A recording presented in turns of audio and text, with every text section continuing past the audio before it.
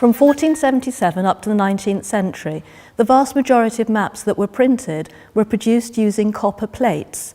And we have a very small example of a copper plate here, which was used to print this map of London in 1798.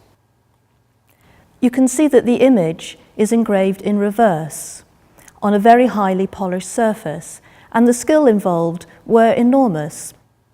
But the techniques did not change very much throughout the whole of that period, and we have some illustrations here of engraving tools and implements.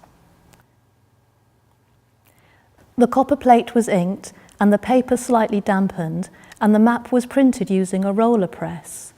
And the huge pressure exerted by the press, combined with the damp paper, means that on maps printed from a copper plate, you can usually see a plate mark around the edge of the map, a slight indentation where the edge of the plate exerted the pressure.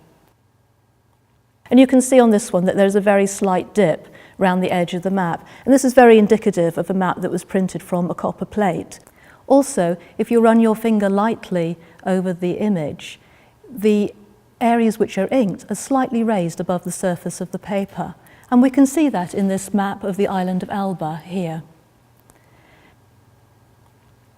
The black ink on white paper was often enhanced with hand colouring, and this colouring could be done in a workshop by professionals or by people in their own homes.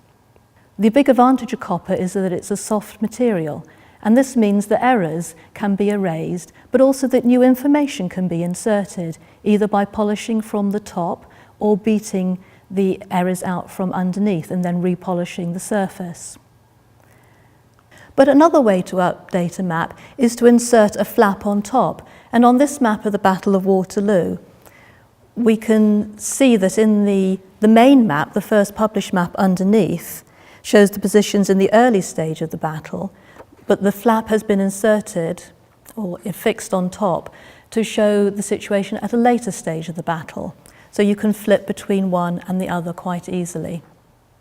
This map also has a plate mark around the edge and is also coloured by hand. This map of Waterloo, together with other items, can be seen in the exhibition at the University Library.